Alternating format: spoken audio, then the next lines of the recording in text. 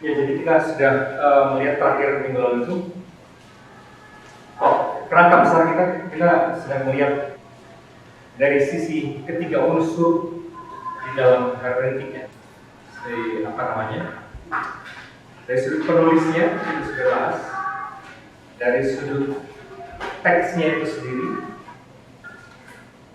Saya kira kita sudah dari sudut teksnya itu waktu itu ya apa namanya? Kita bisa melihat sesuatu di belakang teksnya, sesuatu di dalam teksnya, dan sesuatu di depan teksnya, makna di depan teksnya, semacam hikmah bagi atau dampak, efek dari apa di depan itu, efeknya bagi si pembaca. Kayak gitu. Nah sekarang dari sudut si pembaca sendiri, dari sudut si penafsir sendiri. Ini dari si penafsir.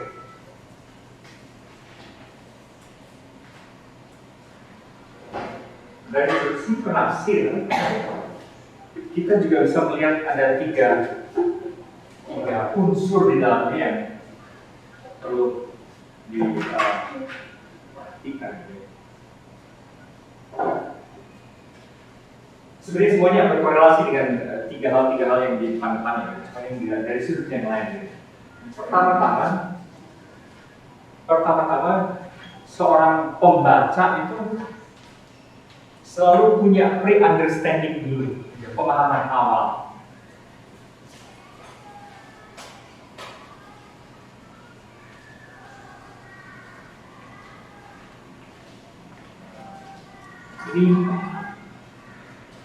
Sini kalau dalam hermeneutik kan inilah yang memungkinkan seseorang memahami sebuah teks. Pemahaman awal ini yang memungkinkan seseorang memahami sebuah teks. Orang kalau tidak punya pemahaman awal sedikit pun tidak bisa membaca sebuah artikel atau sebuah buku atau apa gitu. Misalnya ada artikel mengenai korupsi. Kalau seorang tidak tahu dulu di kepalanya bahwa dia ngerti dulu ya ada korupsi itu apa gitu kan. Dan sebagainya berkaitan dengan artikel itu, dia tidak akan memahami artikel itu. Dan sesudah membaca artikel itu, pemahaman si pre-understanding itu juga menjadi lebih kompleks lagi. Jadi pre-understanding dan understanding nantinya itu tuh sesuatu yang sebetulnya nantinya siklis gitu kan ya.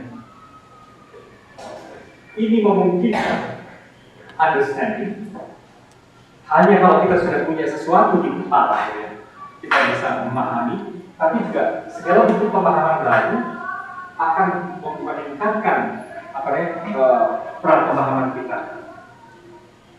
Itu sebabnya logika semacam inilah yang menyebabkan bahwa satu buku yang sama, satu teks yang sama dibaca oleh orang yang punya wawasan sangat luas, gitu kan ya. Itu sangat berbeda tafsirannya dibanding dengan tafsiran seseorang yang masih wawasannya sempit. Itu sebabnya kitab suci dibaca oleh orang dengan wawasan sempit, tafsirannya akan beda dan memang menjadi sempit juga, gitu, dibanding orang yang wawasannya sudah sangat luas. Itu tuh natural seperti itu. Tapi juga begini, itu kan dibanding kalau orang-orang lain gitu, ada sekian banyak orang yang berbeda. Tapi juga pada orang yang sama, suatu teks dibaca pada saat tertentu, kelak ketika orang itu sudah bertumbuh dan sudah menjadi lebih dewasa secara cara berpikirnya, pre-understanding-nya menjadi bertumbuh, itu baca teks yang sama lain lagi jadinya yang dia dapat. Gitu. Jadi itu akan berubah terus. Understanding ini akan menentukan pemahaman. Terus. Maka dari sisi itu penafsiran itu sesuatu yang bergerak terus. Tafsir itu bergerak terus. Kan kita ngalamin kan kalau kita baca novel atau buku tertentu barangkali Anda baca karena wajib disuruh bikin ringkasan karena tugas kuliah atau apa gitu. Jadi semalam ada kebut gitu kan, mungkin juga bukan semalam, cuma beberapa jam itu sikat gitu kan, kira-kira apa gitu, dan nggak terlalu tertarik gitu. Tapi beberapa bulan kemudian ketika ada waktu santai gitu, baca lagi, ini buku keren ternyata gitu kan, baru bilang waktu itu bikin, nah orang bisa bilang kan lu udah bikin ringkasan, iya cuma tetap aja nggak ambil bahwa itu tuh keren gitu kan. Lalu belakangan sekali, makin hari kita membaca, makin keren kita berbeda. Itu natural. Itu proses ini bahwa tafsir itu bergerak terus, itu yang dulu dalam kerangka historisisme yang mengacu ke latar belakang sejarah itu tidak dilihat, tidak cukup dipahami gitu. Bahwa pre-understanding itu begitu menentukan. Kira-kira kenapa ya kok nggak dibahas itu ya? Pre-understanding, kok biasa disebut sebagai prasangka itu luput dipersoalkan dalam kerangka historisisme yang hermeneutika lama ya, hermeneutika romantik itu istilahnya abad 19. Sekarang jawabannya jelas, karena waktu itu kerangka berpikirnya itu objektivistik gitu kan ya. Kan ada pola berpikir, tafsir terbaik adalah tafsir si penulisnya gitu maksudnya kan, dalam rangka objektifnya. Jadi kalau menafsirkan buku si Bambang ya yang paling benar tafsirannya itu si Bambang ya, gitu dalam rangka objektif itu, historis artinya siapa yang menulisnya gitu. Sedemikian sampai karena mau objektif itu maka aspek subjektif ini, aspek wawasan itu tidak pernah diperhitungkan. Padahal dalam realitas nyata ini yang sangat menentukan. Pemahaman awal itu yang sangat penting. Dan sering salah sangka kemudian ini pula yang sering menyebabkan orang suka berpikir bahwa hermeneutik itu subjektif, gitu kan ya? Padahal kita sudah lihat di awal-awal hermeneutik itu mengabaikan interrelasi subjek objek sehingga kalau hanya disebut bahwa itu subjektif saja tidak ada. Karena pemekaran wawasan di dalam kepala si subjek ini juga akibat pergaulan yang lebih intens dengan objek. Jadi tidak tepat kalau itu hanya disebut subjektif. Subjek itu dimungkinkan mengembangkan terus penafsiran karena pergaulan yang makin intens dengan objek lagi dan lagi gitu, digauli lagi lebih banyak. Jadi istilah pemilahan subjek objek memang tidak lagi berlaku di dalam kerangka berpikir hermeneutik itu masalah. Tidak lagi berlaku. Ini mengandaikan asumsi dasar bahwa subjek dan objek terpisah.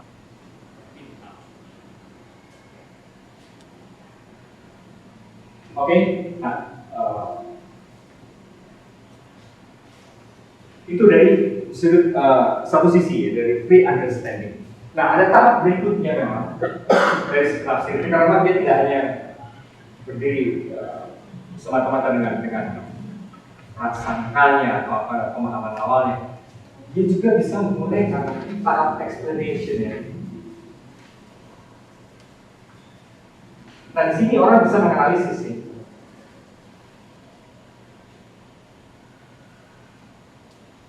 Pembacaan yang sungguh akan memaksa seseorang juga menganalisa. Nah, membedah pendeknya, membedah si buku itu adalah tahap berikutnya. Nah, membedah buku ini ada banyak cara ya. Pada dalam kerangka hermeneutik, explanation ini, kecenderungan untuk menjelaskan itu bisa menggunakan banyak sekali cara di sini. Hampir cara apapun yang bisa dipakai untuk membedah buku itu bisa dipakai. Ibaratnya kalau Anda ahli bedah, segala jenis pisau sampai gergaji atau apapun gitu ya. Kalau memang dia memungkinkan memotong atau mengacak-acak si benda itu, ya pakai aja. Biasanya itu di sini bisa pakai analisa strukturalisme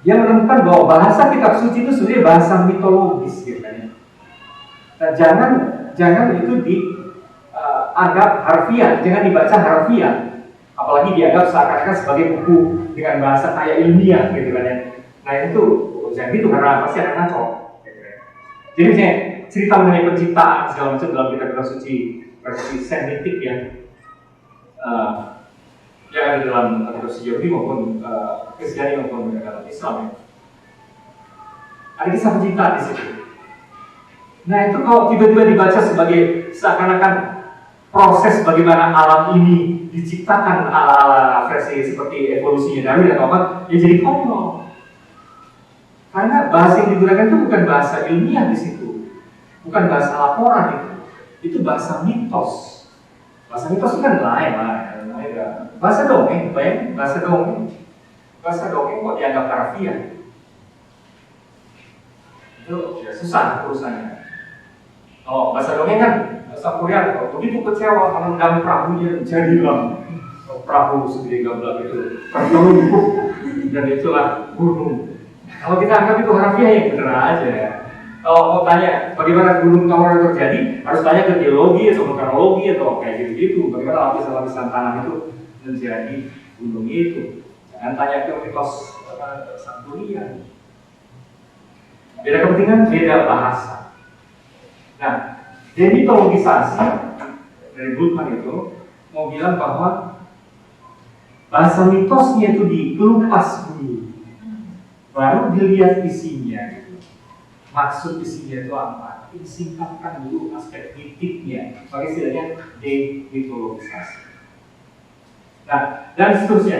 Jadi ada begitu banyak peralatan sekarang yang dikembangkan untuk membedah teks. Pada titik itu, use them, simply use them. Pakai aja. Apapun untuk memperkarakan teks. Itu pakai aja. Ya, itu dari sudut penjelasan, explanation. Nah kemudian tahap berikutnya adalah tahap understanding.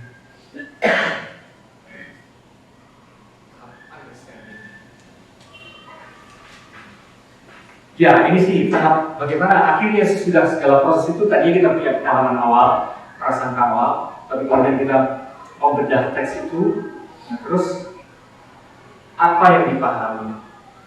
Biasanya tuh yang dipahami itu dua hal kan ya. Kita menangkap konten, kompleksitas konten.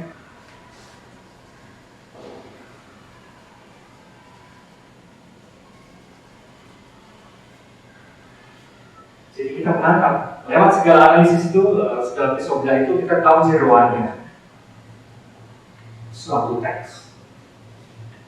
Semakin canggih alat yang kita pakai, pisaunya, tapi sekaligus juga semakin luas wawasan kita.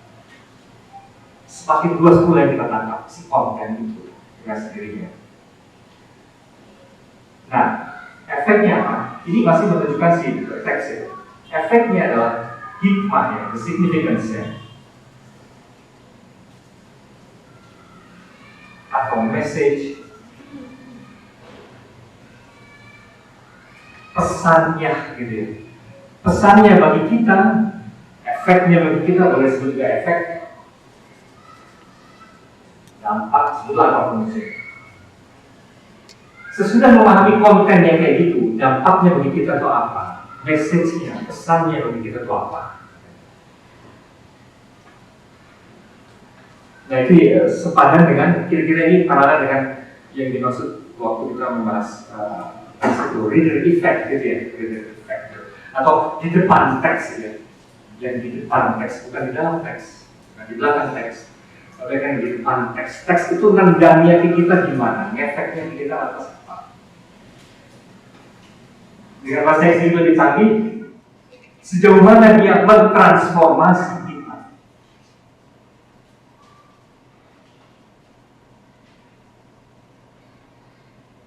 Itu adalah efek akhir dari understanding gitu ya.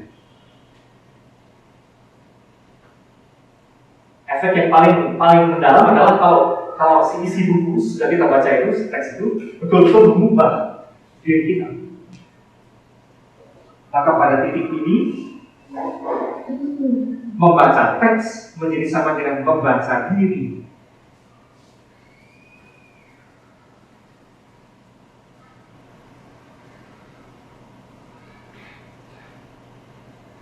Dan itu hampir otomatis gitu. Dalam kerangka hermeneutik, memahami suatu teks-teks apapun sebetulnya dia juga mengenai artikulasi diri kita. Dan semakin signifikannya yang kita baca itu, semakin berbobot. Kalau kita puji kalau kita yang paling berbobot, semakin misalnya buku yang kita baca itu model seberbuku kitab suci ataupun novel-novel berat atau apa ya, semakin peluangnya untuk mengubah kita besar sekali. Yang filosofis pendeknya sebuah karya semakin berubah diri, kalau peluangnya makin besar untuk mengubah diri. Semakin mendalam sebuah film, ketika kita tonton semakin dia berefek juga mengubah. Kita menonton film, kalau kita membayangkan sebagai teks, tapi sekaligus kita menonton diri sendiri tanpa sadar. Karena dia akan mengubah kita juga. Membaca film, membaca diri sendiri. Nah ini terutama sedikit diperlebar lagi, membaca teks itu membaca diri sama dengan juga menangkap dunia. Maksudnya dunia makna ya, menangkap dunia makna lebih kompleks. Membaca teks berarti membaca diri, tapi juga sekaligus menangkap dunia makna yang lebih kompleks. Dan itu ngefek ke dunia makna kita juga. Dunia makna kita juga jadi makin luas. Itu sebabnya. Bagi setiap learner, bagi setiap orang yang belajar, gitu ya, semakin dia banyak membaca, semakin tidak mudah dia membuat penilaian, membuat judgment. Karena semakin banyak kemungkinan yang dia lihat. Itu sebabnya para sufi, para mistikus, orang-orang yang sudah mencapai pencerahan atau apapun gitu ya, yang memang sudah learn a lot, itu justru malah tidak gampang menghakimi. Karena dia lihat, wah, hidup memang harus juta kemungkinan, so gitu ya. Kontrasnya, semakin sempit wawasan seseorang, semakin cepat dia menghakimi. Ini salah, itu benar. Semakin hitam putih dia.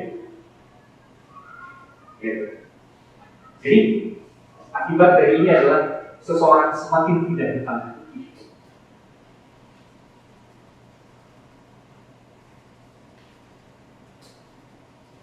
Tidak bisa menilai hitam putih gitu. Orang ini bisa menyebalkan kalau untuk kepentingan praktis, tapi mungkin aneh ya. Mungkin berwawasan luas masalah. Dia memang jadi susah dia. Ada komentar sampai situ dulu?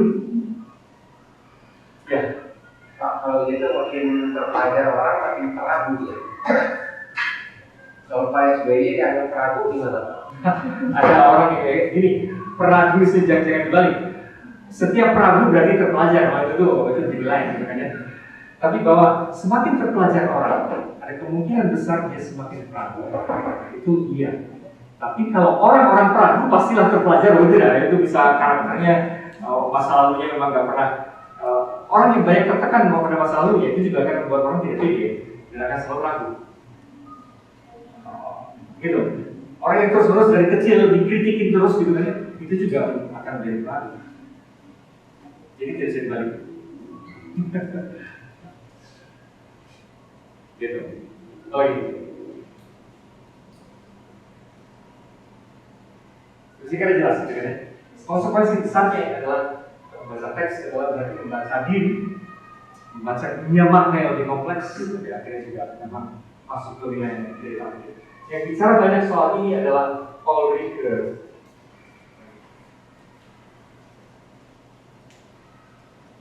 Sebenarnya orang Sunda secara purba orang Sunda tahu ya, kalau belajar itu pada akhirnya kan ngaji diri gitu ya. Ngaji itu, belajar itu akhirnya ngaji diri sih sebenarnya. Belajar realitas ini, membaca seluruh realitas akhirnya juga membaca diri. Itu kearifan Sunda menurut saya luar biasa ya. Ngaji.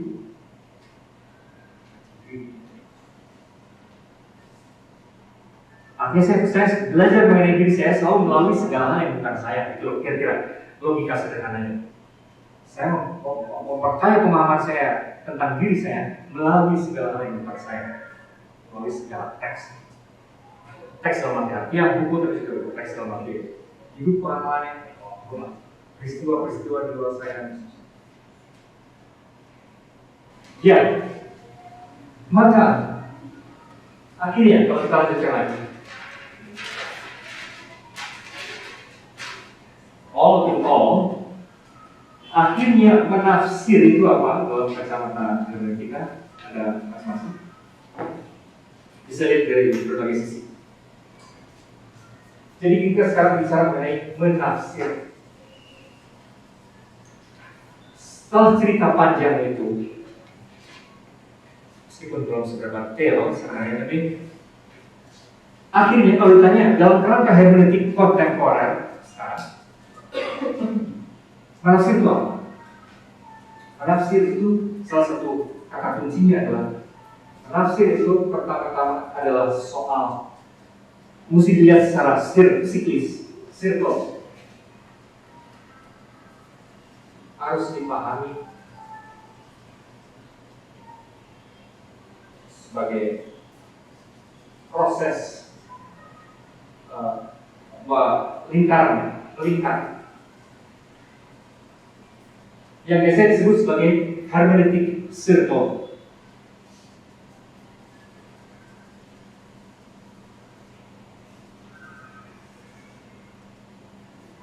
Hermeneutik circle. Nah, circle-nya itu antara apa dan apa gitu terus. Itu banyak sekali sih. Orang biasanya cuma suka lihat sebagian saja. Oke, antara bagian dan keseluruhan. Yang kasih itu, sebagian itu mesti dikaitkan selalu dengan keseluruhan, tapi the other way around juga dong. Keseluruhan mesti selalu dikaitkan dengan bagian-bagian. Kalau kita baca buku, bagian-bagian itu mesti dikaitkan dengan keseluruhan. Tapi keseluruhan itu lantas mesti dicari detailnya juga pada bagian kecil-kecil. Lantas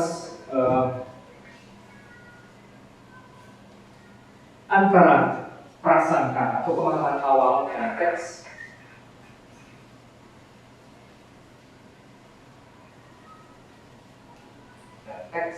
itu sendiri itu juga harus siklis.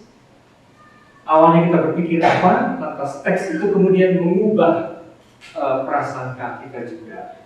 Terus semakin luas, semakin tebal kasalah di dalam pemahaman kita, semakin teks juga berbunyi kuat. Terus ini. Circle, semuanya circle. Dengan kata lain, ada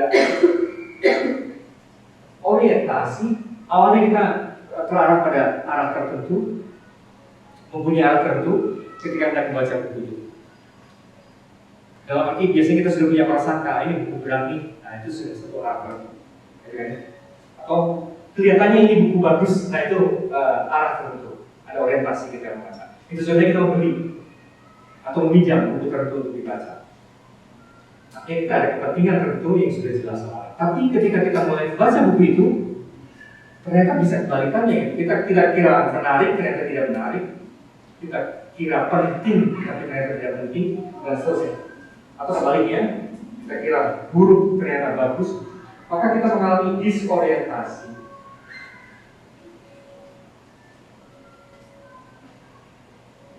Saat membaca itu, kita mengalami disorientasi. Apa nih? Pas makin membaca kita makin beda dari apa yang kita harapkan atau bayangkan. Sampai lama-lama ketika selesai membaca buku, kita menemukan reorientasi, orientasi baru.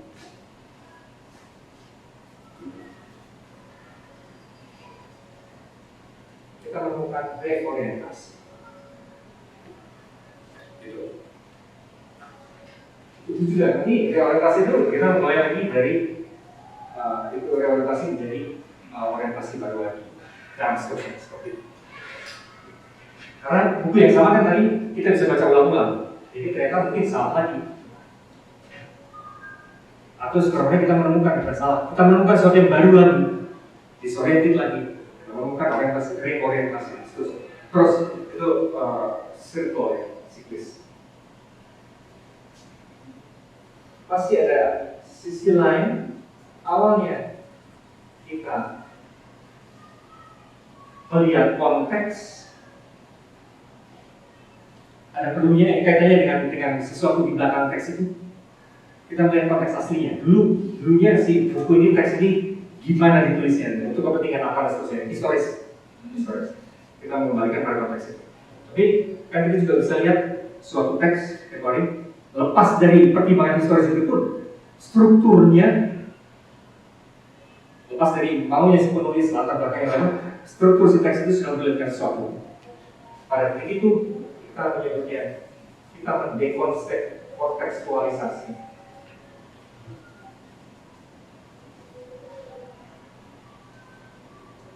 Berangkat dari konteks, kita tahu konteksnya zaman dulu gimana sih naskah ini, tapi kemudian kita lihat saja, lepaskan dari semua itu, kita dekontekstualisasi. Dan dari semua itu kita menemukan rekontekstualisasi.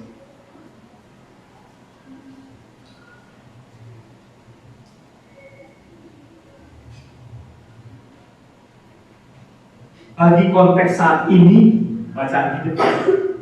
Maka tadi di belakang teks, kemudian dekontekstualisasi adalah di dalam teks kita mencari sumber di dalam teks.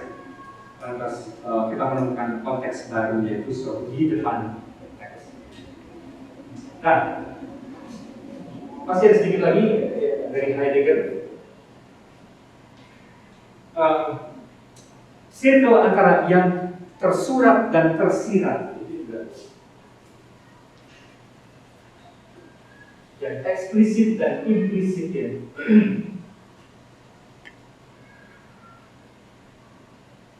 Implisit dan eksplisit itu juga harus dilihat sebagai circle. Nah, maka semuanya itu harus balik lagi. Circle itu jadinya kompleks dan multidimensi. Hermeneutik circle itu sebagai multidimensi. Banyak hal terlibat di situ. Nah, pembacaan, penafsiran yang baik, orang hermeneutik kontemporer adalah yang menggunakan circle ini. Dan circle itu, catatan tadi, tidak pernah berhenti. Karena circle itu memang barangkali jadinya adalah kayak apa namanya, spiral yang makin meluas.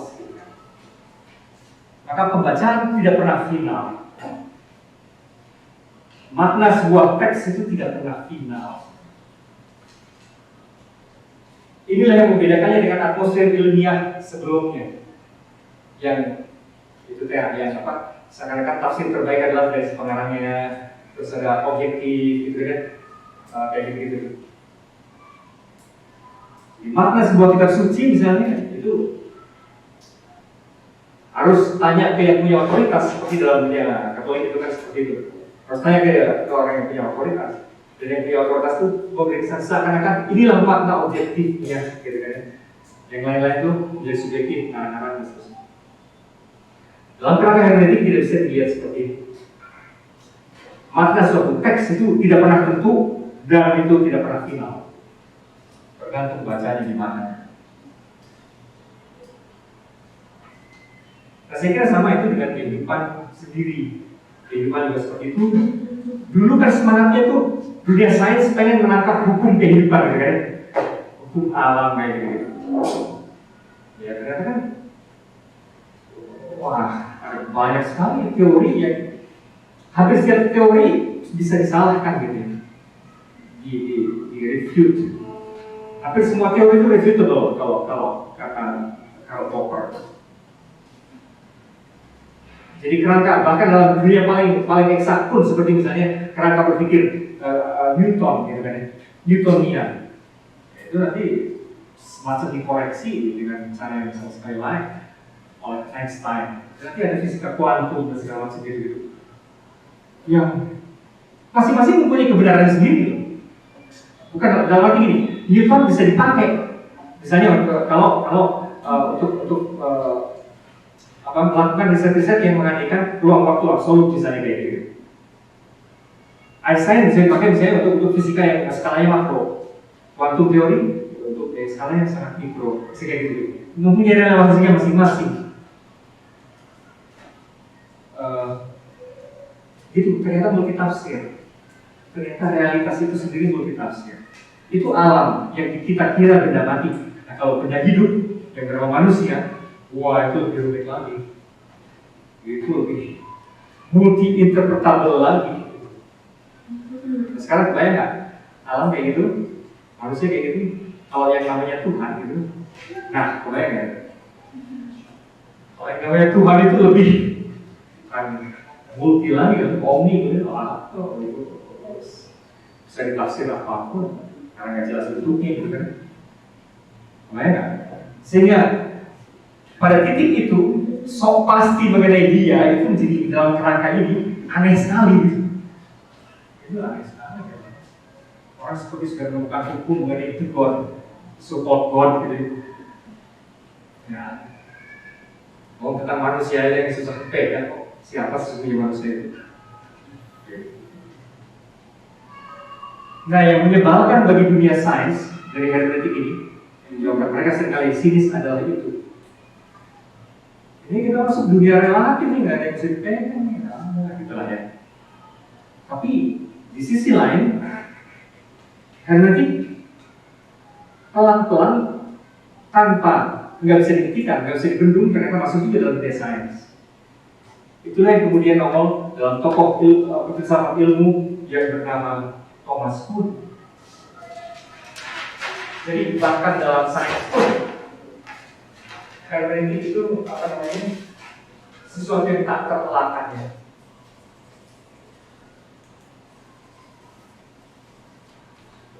Ini hermeneutik menjadi sesuatu yang tak terelakkan kan.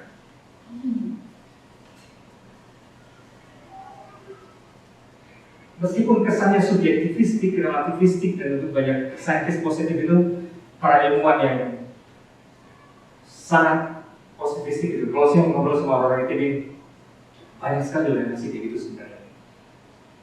Jadi sejauh tidak bisa diukur ya omong kosong lah itu gitu kan. Itu gitu kan. Dan saya kira oke, karena memang dunia sains kelebihannya itu.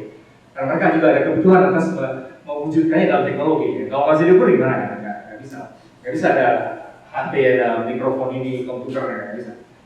Kekuatan mereka mampu mengukur. Dari situ juga banyak.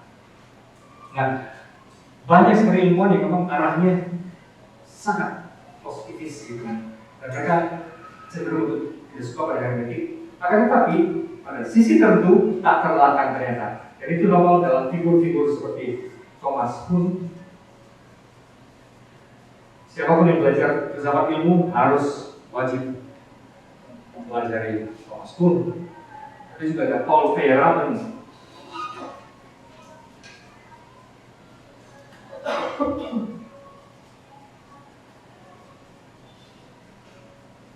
Paul Feyerabend. Dan dari sisi tertentu ada Imre Lakatos.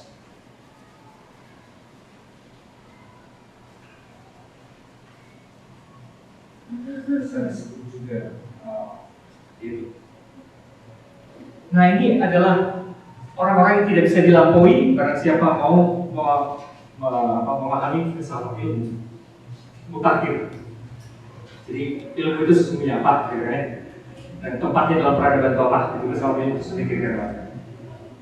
Nah itu, ini orang-orang ini indispensable, tidak bisa dilewatkan. Karena orang ini adalah berkerangka pikir hermeneutik. Padahal semuanya ini fisikawan, gitu kan? Itu anehnya. Ini orang-orang fisika, tapi akhirnya jatuhnya menjadi interpretatif juga. Gitu. Gitu, dalam sains pun ini sesuatu yang tak terelakkan. Ada komentar lagi, jadi itu sebabnya ada omongan-omongan sekarang itu kan the end of science gitu kan. Ada buku dari John Jorgensen.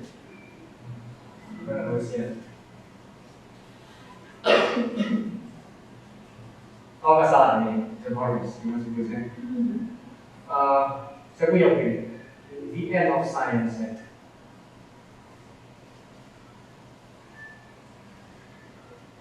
Seakan-akan sains sudah berhenti, tapi yang dimaksud adalah cara berpikir yang terlampau sok pasti dan positivistik itu sudah tidak terlalu jalan. Kalau kata hermeneutik tadi ada suatu lembaga di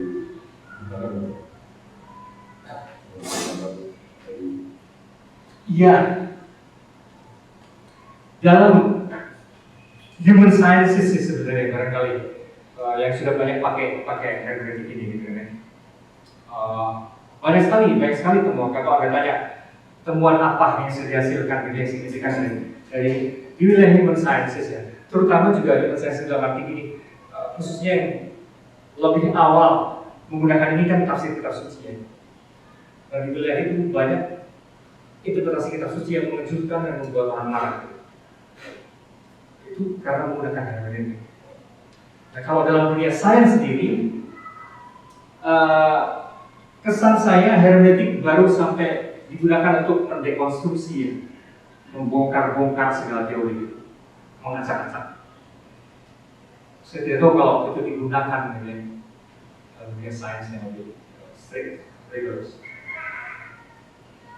Saya tahu. Tapi kalau untuk mengkritik ya itu sudah. Nah, kelakuan orang ini kan sebenarnya menggunakan hermeneutik untuk mengkritik dunia sains. Gitu. Oh, ceritanya bisa panjang sih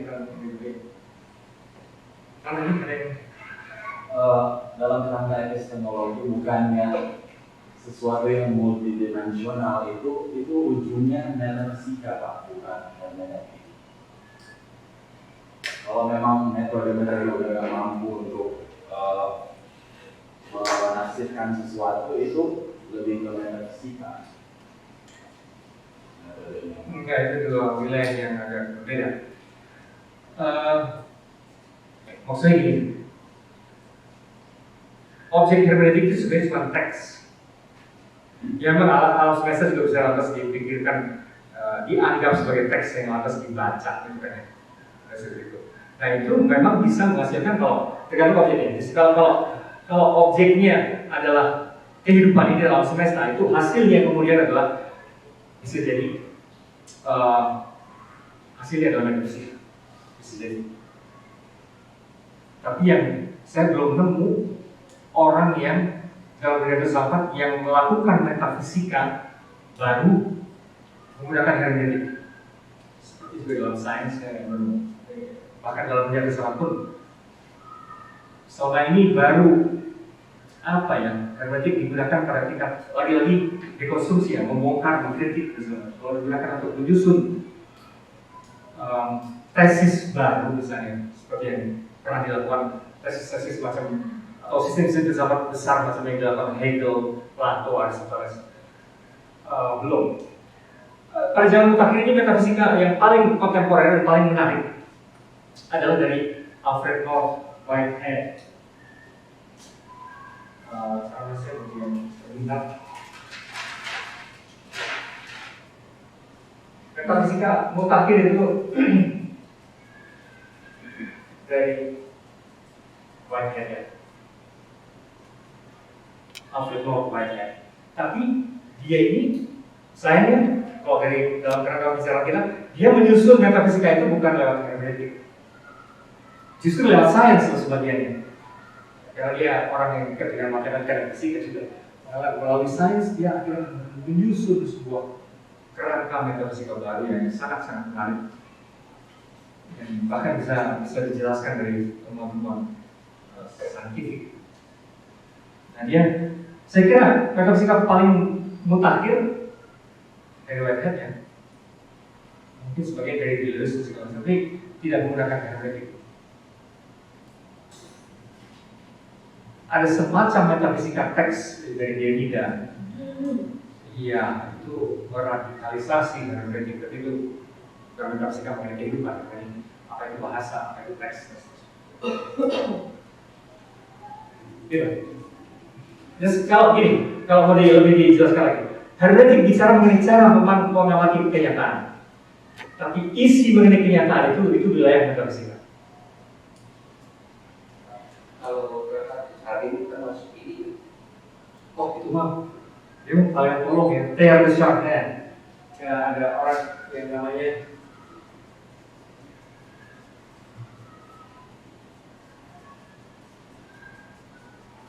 kok pikir ke situ, kenapa? Oh, akan the future of human being. Oh itu. Iya, tapi dia bukan, bahkan filsuf pun bukan ya. Dia lebih apa ya?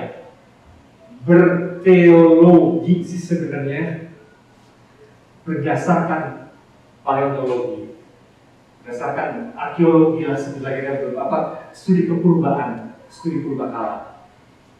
Terus menyusun tesis-tesis yang sifatnya teologis, bahwa alam semesta ini bakal berevolusi kemana, dan seterusnya gitu. Tapi beda jalurnya dengan Darwin. Kalau Darwin itu kan berdasarkan biologi, kan? Kalau Darwin itu berdasarkan biologi, lalu perkembangan keturunan dan segala macam genetik.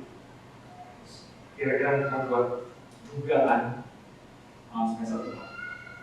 Kalau orang ini ranahnya teologis, tapi juga jalurnya ke ini. Paleontologi. Jadi di luar kemenangan di Ya, waktu dia hidup, dia tahu pun tidak pasti hermeneutik kok. Dia awal sekali agak dulu. Enggak ya, jalurnya beda.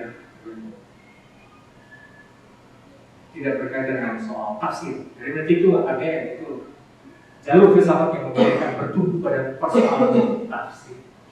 Apa lagi?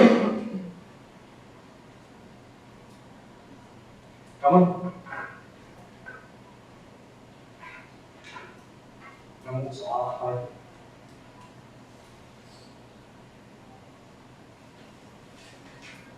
Jadi gini, harus saya perjelas. Sebetulnya hermeneutik memang suatu aliran filsafat yang dia berdampak besar karena mengubah kerangka berpikir kita mengenai menafsir itu apa dan hidup itu apa. Bahwa hidup adalah menafsir dan menafsir itu apa. Itu sih. Mengubah cara berpikir itu yang ternyata bisa dampaknya ke segala ranah menjadi sangat serius. Kalau dulu kan obsesi ilmu modern itu kan menganalisis gitu kan. Semuanya mesti dibedah, dianalisa. Atas mesti nemu yang objektifnya. Itu sejak muncul ini, ya semua itu ditafsirkan sebagai analisis. Bahwa analisis itu bisa dipakai untuk membantu menafsirkan, ya Pak, analisis. Tapi kerangka besarnya sebenarnya segala hal itu ditafsir. Artinya hermeneutik ini sebenarnya jalan ya, jalan misalnya ketika orang sudah mentok di metode misalnya ilmu alam gitu, dia kemudian hermeneutik bekerja untuk mencari metode-metode baru gitu, kayak bisa diusahakan. Lebih cara melihat, the way of looking at things, sebelum cara itu. Asumsi dasarnya digeser itu. Asumsi dasar di balik sains sekali lagi adalah bahwa manusia mampu memotret dan menemukan hukum alam, gitu kan? Asumsi dasarnya. Kalau hermeneutik mengubah itu, kita tidak tahu dalam arti memotret, dalam arti dia. Yang kita bisa lakukan adalah menafsir terus-menerus. Apakah yang kita tangkap itu potret 1:1 gitu, kayak cermin, kayak kotak, kayak kalau orang ngaca gitu ya. Ya enggak kali, kita menafsir terus.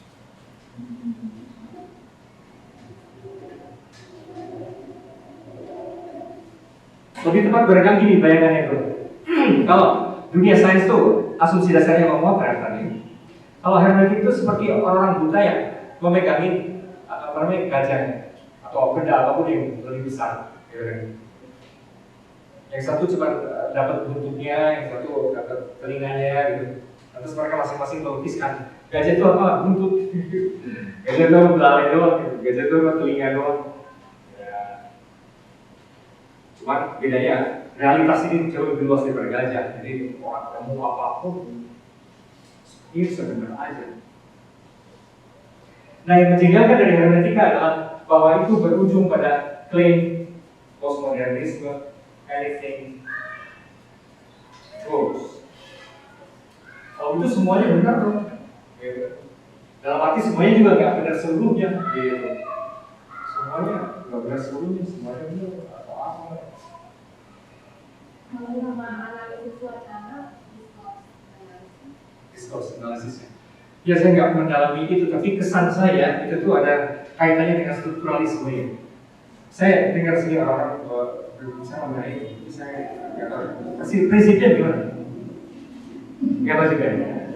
Nggak, tapi itu. Ya, saya tahu itu, tapi saya belum pernah meneliti itu sebenarnya teknik model apa. atau satu cara yang bisa digunakan dalam hermeneutik. Nah, sekurang-kurangnya begitu. Sekurang-kurangnya analisa wacana itu bisa bagian dari kan itu kan bagian dari kajian sastra kan, pakai sebagai pisau pada tahap yang tenahan.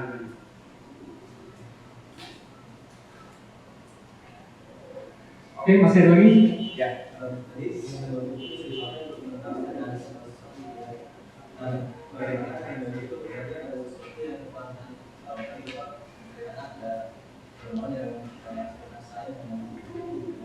Ya, that is a problem. Memang betul. Nah, jadi saya baru akan ngomong mengenai arah tafsir adalah subject matter gitu. Subject matter itu apa ya? Inti persoalannya kan, jadi makna, soal makna, substansi makna. Yang disasar oleh hermeneutik memang adalah subject matter, subject matter. Akhirnya bukan bentuk suatu teks, bukan siapa yang bicara, yang menuliskan teks. Akhirnya bukan. Ini yang sedang diperbincangkan ini apa? Apanya? Pada titik itu, yang nulisnya siapa tidak terlalu penting. Bentuk teksnya sebenarnya kayak apa menjadi terlalu penting. Artinya menjadi sekunder. Karena yang primer sebetulnya adalah the subject matter. What the text is talking about. The subject matter. Nah, ini tuh memang sifatnya kalau tidak mau sesuatu yang kualitatif. Sehingga pertanyaan tadi bagus menurut saya. Kalau untuk yang kepentingan kuantitatif, untuk kepentingan yang memang maunya seperti sains umumnya, memang ngukur sih gitu ya. Sains kan mesti ngitung, mesti ngukur, mesti mengkalkulasi. Itu gimana?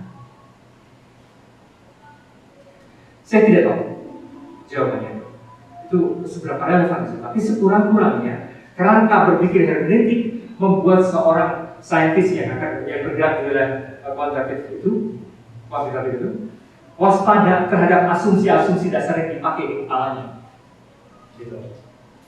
Jadi relevansi hermeneutik di sini kalau untuk yang kuantitatif ya. Relevansi hermeneutik berada di semacam terus-menerus dia mesti waspada terhadap asumsi dasar yang digunakan.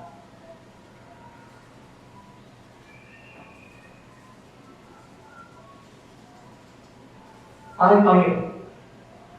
Karena sekali lagi hermeneutik ini yang kita bicarakan ini bukan ketika metode ya, bukan ya, itu lebih cara berpikir. Dan cara berpikir semacam ini membuat seseorang ilmuwan selalu waspada terhadap asumsi dasar yang digunakannya, tapi juga aspek fiktif yang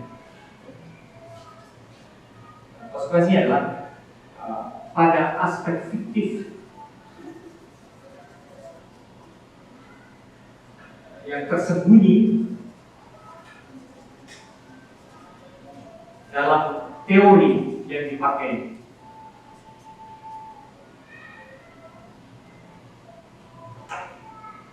Ketika Stephen Hawking bilang, bahkan ini seorang fisikawan gitu kan yang paling terkemuka, penggantinya Newton ya bahkan ya. Tapi ketika dia tiba-tiba bilang bahwa teori-teori di dalam ilmu alam sebetulnya adalah rekonstruksi imajinatif. Nah, dia tanpa sadar, barangkali bahkan dia tidak tahu pasti kan berpikir mungkin, tapi tanpa sadar dia sedang bergerak di kira-kira di wilayah ini. Teori itu kan sebenarnya konstruksi imajinatif, itu peralatan yang kita ciptakan sebenarnya untuk memahami realitas.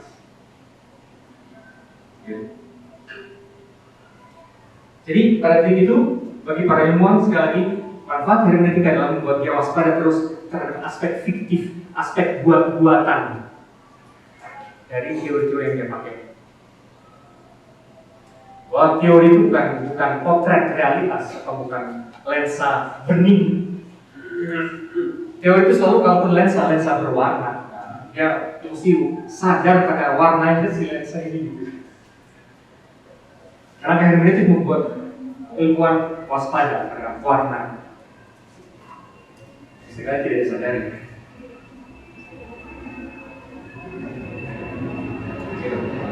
Pada asumsi dasar, aspek fiktif dan sebagainya.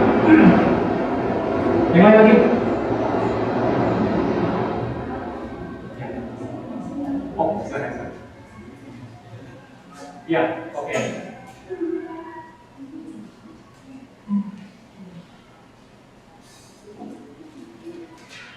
Berapa lagi?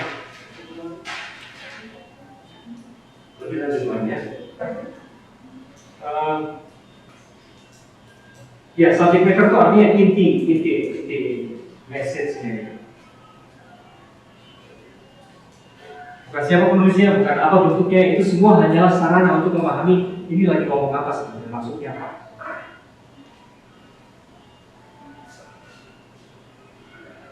Lalu catatan berikut lagi soal menafsir. Menafsir berarti pakai bahasanya Horkheimer, creative imagination of the possible.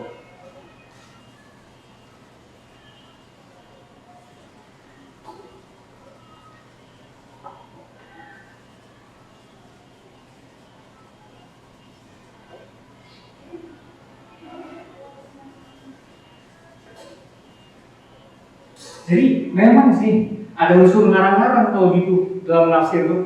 Ya memang iya.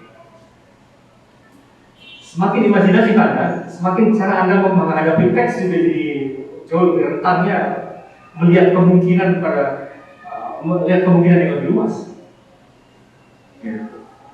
Tapi bisa dipertanggungjawabkan, itu tidak sepenuhnya mengarang dari ketiadaan atau betul, memang bisa dipertanggungjawabkan.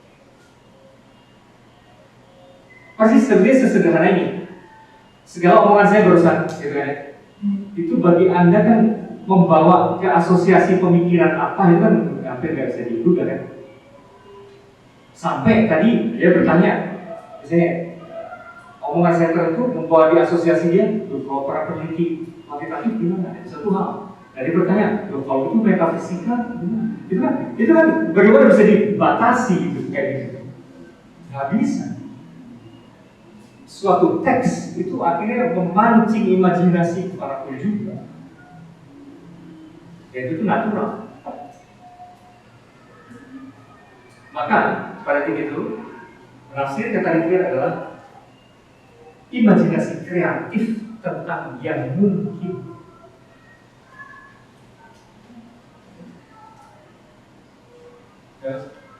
Bahwa suatu teks ini bisa kemanapun berbagai tarik.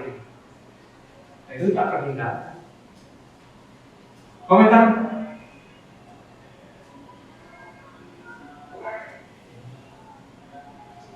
Ya, makin kerasa kan ini mengecewakan para ilmuwan gitu kan.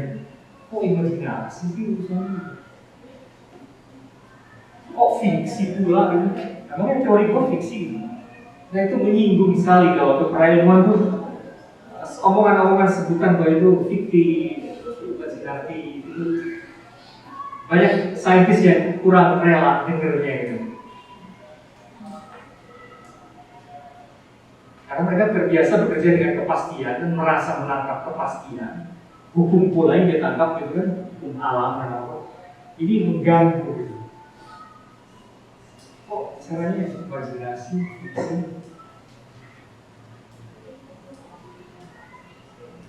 Gitu ya. Makin menangkap kontroversinya. Tapi sebenarnya ini realistis atau tidak realistis? Ada yang melihat sisi tidak realistis dari itu?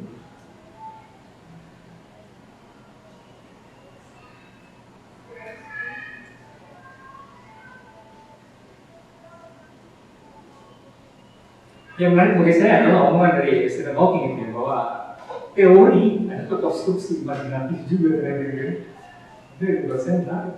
Jadi orang yang bukan tidak tahu cara kerja ilmiah, ya ujung-ujungnya ini. Kurang lebih sama juga Pak, ketika Hawking itu menemukan itu sama juga kan kayak ketika orang mengatakan ada logika rasio itu kan, sama kemudian Pascal bilang soal logika hati atau apa gitu, itu kan sama itu. Jadi ada saat-saatnya para saintis itu sebenarnya menemukan gitu, sadar nggak sadar bahwa oh iya, bahwa ternyata bukan cuma soal rasio gitu. Tapi sekurang-kurangnya gini, menurut saya bahwa para ilmuwan itu siapapun juga dia, kalau dia menekuni terus, menelusuri, dia akan sampai pada aspek fiktif dari teori. Bahwa teori itu apa? Bahwa semua ini kita pikir begitu, ini kan karena teori yang kita pakai begitu. Terus kita mikir kalau teorinya berubah gimana? Ya kali nemunya lain lagi. Dari situ orang oh itu saya kalau itu kan teori itu sendiri pilihan kita gitu. Bahkan teori itu sendiri pilihan kita. Sebenarnya di situ. Lebih dari sisi itu.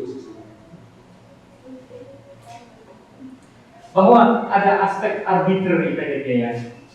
Kalau dalam dunia ilmiah itu sekarang akhir-akhir ini mulai menangkap bahwa ada aspek kesewenang-wenangan.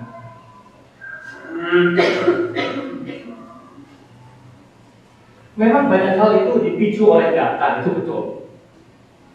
Saintis bicara mengenai data, tapi bagaimanapun juga data itu mesti dikumpulkan berdasarkan teori tertentu, lantas juga diorganisasikan berdasarkan klasifikasi tertentu. Nah, teori dan klasifikasi itu sebetulnya ada kesewenang-wenangannya, ada kesembarangannya. Apa yang dipilih? Persis misalnya klasifikasi kayak gini loh, itu kan negara maju, ini negara berkembang, berarti memang ada dasarnya, tapi tetap itu tuh ada unsur sembarangannya. Atau pembagian pembagian masa dalam sejarah gitu.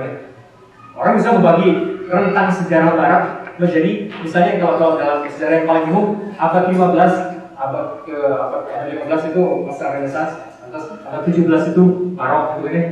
Lantas abad ke-8, 19 itu romantik dan segala macam kayak gitu. Itu dari sudut tertentu fine gitu. Tapi dalam misalnya kalau kita ngomong ke orang fisika, kita bilang tadi dalam kerangka yang tadi itu kita bisa menyebut kemodernan di barat itu berarti dari abad 16 sampai ke abad 20 misalnya kayak gitu. Tapi kalau kita ngomong ke orang fisika, ke dunia musik ya. Musik modern itu bukan dari abad ke-16 itu mah filsafat atau sejarah. Musik modern itu di akhir abad 19 atau awal abad 20 sejak impresionisme. Musik modern yang sebelumnya mah klasik itu, bukan beda lagi kan. Itu ada kesenang-senangannya sebetulnya, ada unsur kepentingan tertentu untuk memenggal-penggal masa ini masa itu. Jadi kata modern di situ udah beda-beda. Modern dalam musik beda dengan modern dalam fisika. Beda lagi dengan modern dalam sejarah filsafat. Kalau begitu tafsir secara sinkronis itu juga kesemena-menangan. Sinkronis dalam arti apa? Penafsiran sesaat dibandingkan dengan diakronis. Iya, penafsiran sesuatu karena memang fokusnya beda. Kalau diakronis itu kan melihat dalam sejarah. Yang semena-mena itu di atas tadi pemenggalan sejarah itu, sinkronis juga sama. Sinkronis itu gini, kita membedah. Lantas unsur kesewenangannya adalah sebenarnya di situ dalam sesudah kita membedah itu kita melihat begitu banyak aspek yang semua layak diselidiki. Tapi ketika kita hanya mementingkan misalnya ada A, B, C, D gitu kan ya. Kita hanya mementingkan A dan B saja, mengabaikan C, D, itu salah. Tapi itu adalah natural karena kita tidak bisa meneliti apapun. Ya, kita tidak bisa meneliti semuanya sekaligus ya, segala aspek sekaligus. Jadi bahwa selalu ada unsur arbitrariness gitu di dalam, ada arbitrariness dalam teori-teori itu. Orang sekarang makin menyadari. Sekarang saya tanya, apakah ini dekadensi, degradasi, atau evolusi, kemajuan? Kemunduran atau kemajuan bahasa sederhana. Itu kemunduran atau kemajuan. Kalau sadar bahwa itu fenomena ya berarti udah lebih maju kan? Justru lebih maju ya, karena sadar atas kesewenang-wenangan. Tadi orang nggak sadar itu malah mundur ya, itu malah tarafnya lebih rendah ya. Orang memutlakkan apa yang dan tidak menyadari apa yang sebetulnya sewenang-wenang. Ketika menyadari itu, ya lebih maju lah, ya kan? Alan? Juga evolusi juga. Suatu saat mungkin kita juga merasakan itu. Kenapa? Suatu saat juga muncul. Nah, ini selalu terjadi seperti itu. Ini kan juga omongan hermeneutik kan juga salah satu tafsiran. Kan kelak akan ada tafsiran lain lagi. Terus ini sendiri adalah tafsiran atas tafsiran, gitu kan? Tafsiran tentang menafsirkan apa, gitu kan? Nah, siapa tahu nanti ada tafsiran baru menafsir itu nggak gitu, gitu kan? Nah, seandainya begitu, apa pendapat Anda? Maju, mundur, atau sebenarnya kita tidak bisa bilang maju mundur, semata-mata muncul aspek baru lagi. Ya? Evolusi. Tapi evolusi itu mengandaikan gerak maju loh. Saya kata kalau hanya lebih kompleks aja kita lihat lebih banyak aja ya, gitu. Itu tuh maju kok kayak. Maju itu kan seperti ada tahap naik ke tingkat lebih tinggi. Jadi kalau ini mah horizontal aja, pas ada sesuatu yang muncul yang baru gitu kan. Perluasan wawasan, perluasan wawasan memperjauh horizon. Nah, jadi memang itu juga metafor kan yang kita pakai itu. Metafornya kayak penggaris yang maju linear atau yang sesuatu yang mengembang meluas gitu kan ya. Luas itu ada majunya nggak sih? Ya.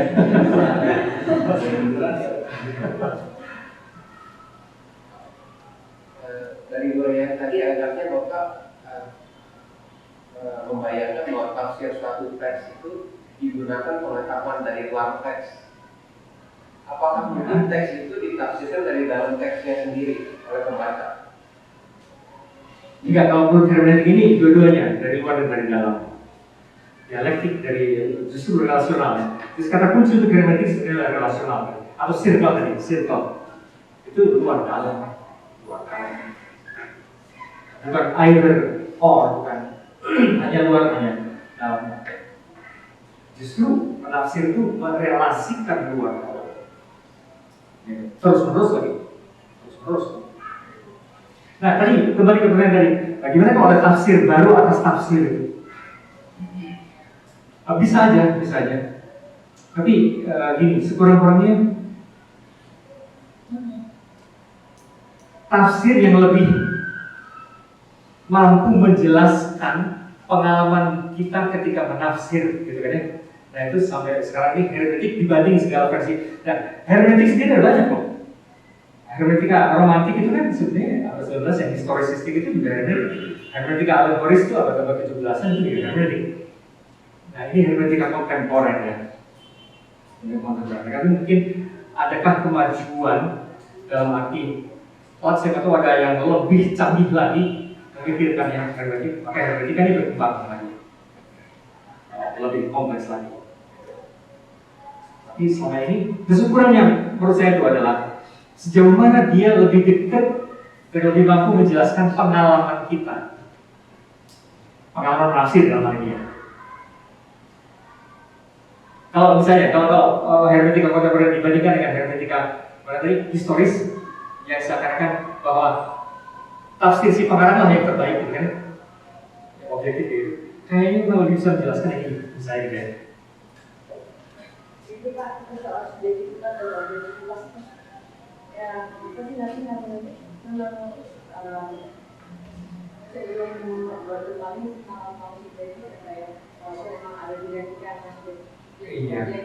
Iya. artinya itu kan membaca kesepakatan banyak membaca banyak kesepakatan yang Oh iya. Ya, ya. Tapi gini, juga bagian dari hermeneutik adalah memang itu kesannya seakan subjek dengan teks gitu kan. Tapi bagian dari hermeneutik juga adalah subjek dengan subjek. Karena dalam hidup bersama pasti subjek A punya tafsir tertentu, subjek B punya tafsir tertentu. Nah, orang memang tidak bisa hidup bersama tanpa konsensus, misalnya, tanpa titik temu antara itu.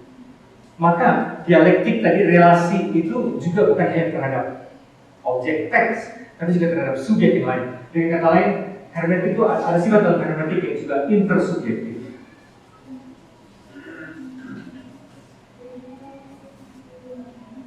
Bahkan lebih bersama barangkali ini yang lebih penting malah interteks. Dan jadi gini, subjek di sini ada objek misalnya gitu. Memang dalam tindakan tafsir yang paling konkret ini atau ini subjek menafsir subjek lain itu juga teks. Kalau subjek lain dalam teks itu kan juga menafsir subjek lain. Tapi sebenarnya pada tingkat ini intersubjektif, ini subjek dengan objek, ini intersubjektif. Tapi sebetulnya juga ini perkembangan yang penting dari sumbangan dari strukturalisme atas hermeneutika kontemporer adalah menafsir juga diperkaya sekali dengan merelasikan teks dengan teks yang disebutnya intertekstual. Ini sumbangan dari kaum post-strukturalis atau strukturalisnya, bahwa satu teks dibandingkan dengan teks lain lagi, ini juga sifat pendeknya. Kata kunci untuk hermeneutik sebetulnya adalah relasi tadi. Nah, relasi itu bisa apa? Dengan subjek dengan objek, objek dengan objek, gitu kan? Tapi juga subjek dengan subjek. Ini berarti intersubjektif, ini intertekstual. Ya. Semua tipe relasi itu kalau mau lebih bertanggung jawab, kalau lebih berbobot harus digunakan. Kalau ada pertanyaan Bapak yang tadi, berarti saya sebelum mengatakan bahwa ini lebih mendukung humanitas gitu. Ya, dari sudut itu bisa disebut kemajuan ya. Karena lebih memperhitungkan pendapat orang lain, kemungkinan tafsir yang lain, maksudnya. Dalam arti itu, iya. Kan segala bentuk totalitarisme, otoritarianisme itu kan sebetulnya adalah hegemoni tafsir. Hegemoni tafsir, ya. Tafsir sepihak, dan saya tidak perlu mendengarkan tafsiran yang lain gitu. Pokoknya menurut gue gini. Nah, itu penting otoritarianisme muncul di situ. Kalau dilihat dari situ sebenarnya nanti ada dari kontemporer ini lebih memungkinkan orang mendengar dan mempertimbangkan pendapat-pendapat yang berbeda. Utopis, tapi dalam arti gini, utopis terutama kalau orang cepat-cepat membutuhkan satu pegangan. Ya, kalau orang suatu masyarakat membutuhkan satu pegangan gitu. Karena ini kan nggak pernah selesai. Ini kan prosesnya bergerak terus, kan tanpa final itu ya, tanpa final. Maka identitas segala macam juga menjadi tidak final, tidak pernah selesai. Siapa kita sesungguhnya itu jatuh sama dengan sebanding dengan seberapa jauh kita bergaul dengan semua yang bukan saya, gitu kan? Gitu. Dan maka identitas kita juga nggak pernah final, dalam arti utopis dalam arti tidak praktis. Kalau untuk kebutuhan pegangan tidak praktis. Kalau didekati ditafsirkan, hermeneutik itu hanya salah satu alat untuk analisa dari sekian banyak kemungkinan, pengetahuan yang ada di kata maju atau enggak menurut saya jadi jalan di tempat. Sesuatu yang udah pasti pun diolah lagi. Tergantung kita analisinya dari alatnya, dari pisau pedangnya yang mana. Tidak ada perkembangan, tetap saja di tempat. Kecuali kalau kita melihat bahwa setiap saat kita melihat sesuatu yang baru, kemungkinan baru, itu berarti perkembangan. Yang lamanya kan nanti diulang. Yang namanya lama-lama tidak pernah hilang dalam hermeneutika ini. Yang kerangka lama, akhirnya tetap misalnya historisisme tadi ya, yang dikritik oleh hermeneutika, itu tetap dipakai dan dianggap penting, tapi tidak di situ. Dari sisi ini lebih kompleks. Historisisme tidak dibuang, cuma tidak dianggap satu-satunya cara. Objeknya masih sama saja, itu tidak bertambah, tidak berkembang. Itu lagi yang dinilai, tapi caranya lain.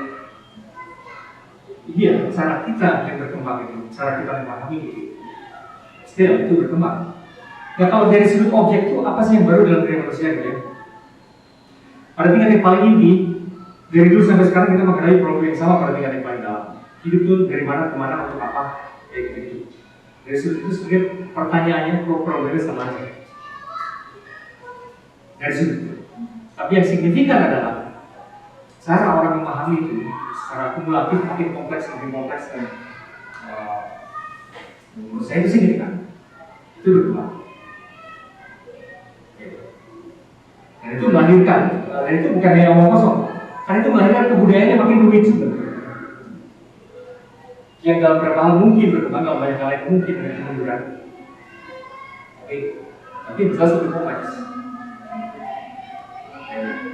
Kompleksifikasi ini bisa sih kalau mau dilihat itu sebagai semacam perkembangan atau semata-mata perubahan. Nah mungkin istilah yang paling netral perubahan kalian. Karena kalau berkembang atau maju tidak itu mulai kita membuat judgement ya, itu valuasi di situ kita. Tapi kalau perubahan itu ya for better for worse, berubah aja, makin buruk juga berubah. Tapi pasti nggak sedang hal apa ya, artinya saya memaklumi semuanya gitu, itu juga nggak bisa kan? Ya. Nanti jangan-jangan ada seorang ibu bakal anaknya sendiri, oh iya maklum, psikoanalisisnya kan kejiwaannya cuma kebodohan Ya. Jadi gimana ya? nggak bisa kayak gitu kan? Lagi-lagi terkait dengan yang pada perspektifnya. Karena apa?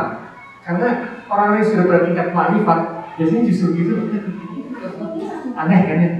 Padahal itu kan maju. Orang yang sudah para mistik, para sufi biasanya justru tidak hirau dengan segala fenomena itu. Entah itu gempa bumi, entah itu orang bunuh diri, atau apa. Omongannya apa ini semua. Kenapa? Karena dunia ini ilusi.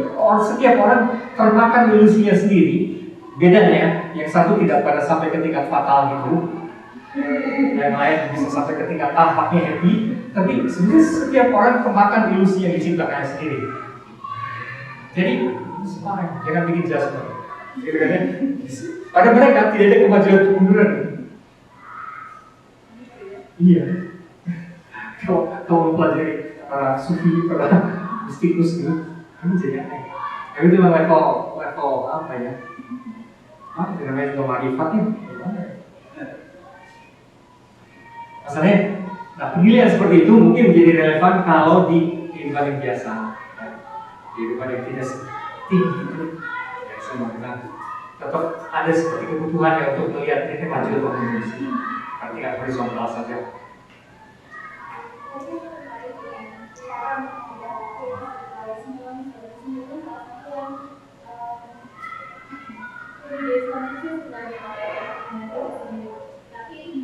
Tapi digunakan. Yang saya ini bagaimana kan kita tahu bahwa mengambil teks kalau itu kan dari luar dan dari dalam. Jelas strukturalisme itu hanya benar struktur saja dalam teks. Jadi bagaimana mereka menggunakan strukturalisme yang Selalu ada orang teknik Kalau yang digunakan misalnya hanya strukturalisme, ya fine. Tapi dengan konsekuensi pemaknaan jadi makna yang dapat jadi terbatas. Kalau Anda pakai strukturalisme plus psikoanalisis, hasil kita ya dapatnya gitu. Nah, cuma begitu aja. Itu sebabnya Ringer rada ambisius, maka seringkali dia disebut eklektik. Dia mau pakai semuanya itu. Jadi dia pakai historisisme, dia gabung segala hal itu. Psikoanalis dia pakai, strukturalisme, post-strukturalisme dia pakai, segala hal itu. Ilmu musik dia pakai. Tapi hasilnya memang bahwa dia membukakan begitu banyak kemungkinan untuk menafsir. Tapi prinsipnya sudah tiga itu dan circle itu, kuncian pada itu. Itu kan bisa pakai segala macam itu kan pada tingkat yang tadi, yang tengahnya itu, yang ketika teks tidak sebagai teks. Jadi pengaruh. Kenapa? Jadi pengaruh kan kalau saya di pakai segala psikoanalisis mungkin objek yang kalau kaya dia memang akan didapat relevansinya di setiap analisis itu. Tapi kalau karyanya teksnya miskin akan menjadi Betul. Nah itu juga problem. Kadang-kadang orang yang menggunakan hermeneutik mau tidak mau jatuh menjadi terlampau imajinatif sehingga hasil tafsirnya itu orang merasa larger, bigger than life, gitu kan? Alias lebay. Gitu kan? Artinya bisa gini, teksnya sebenarnya sederhana sekali, begitu. Kalau dalam dunia seni ya, sebenarnya ini lukisan gombal sih gitu ya. Tapi karena si penafsirnya luar biasa canggih gitu, dia akan melintir sedemikian sehingga karya seni ini dahsyat luar biasa gitu. Nah orang, oh gitu ya, oh keren ya udah gitu. Gitu. Dari itu pada tingkat itu memang bisa meragukan.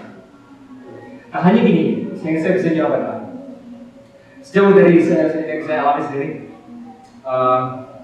kalau si bahannya, si objeknya itu memang miskin, itu mau dibikin lebih mau dieksplorasi kayak apa juga susah sebenarnya. Kecuali kalau kita terus ngarang-ngarang pisah gitu kan. Tapi kalau kita setia pada berrelasi dengan si objek itu akan ada efeknya gitu ya. Susah ini, mau diapa-apain juga. Ibarat gini loh, mau menafsir lagu pop ya, dengan analisa secanggih kalau orang menafsir lagu klasik gitu kan. Terus segala peralatan, ya memang ini tidak memungkinkan kok ini. Lagu ini terlalu sederhana untuk dipelintir kemana-mana gitu kan. Terus sederhana. Gitu. Taruh lagi karena pemusik yang sangat paham musik bertingkat tinggi gitu. Nah, maka mau dianalisis secara tipe ini ya, frasa, melodinya, tapi juga sistem harmoninya segala macam. Mau konstruksi cuma kayak gitu mau diapain lagi? Tidak bisa orang bicara di situ ada sistem kontrapunkt yang dahsyat sekali gitu, yang nggak ada di situ. Itu. Jadi si objek itu sendiri memungkinkan atau tidak memungkinkan sebetulnya penafsiran canggih. Itu makanya penting relasi. Relasi. Dan itu konkret, saya ngalamin. Kalau saya mesti bicara mengenai karya seni tertentu, karya itu ternyata juga iya mentok itu sebenarnya. Susah sekali saya mau ngomongnya. Apa itu? Biasanya kan terus saya harus ngobrol sama senimannya gitu kan ya. Saya harus ngobrol sama senimannya. Pasti benih kalau si senimannya itu cukup articulate, maka dia bisa memperlihatkan pergumulan konseptual dia, dan itu agak lumayan. Lebih silakan kalau senimannya pun dia bisa ngomong gitu. Wah itu susah sekali saya menuliskan ya.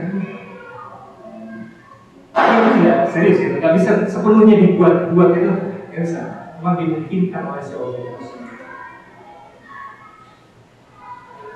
Oke, sampai ke depan.